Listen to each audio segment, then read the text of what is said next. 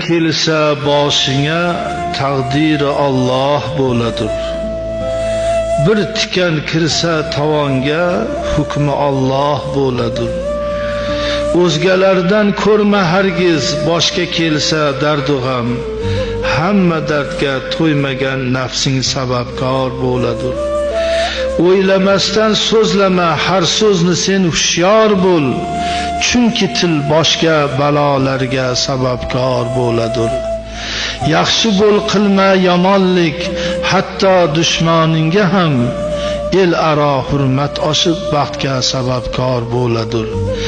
Gar hasad bilan yomonlik bo'lsa doim maqsading, xalq ichida xoruzorlikka sababkor bo'ladir. Otma tosh hargiz diyonatga, diyonat haq erur, bu ishing katta azoblarga sababkor bo'ladir.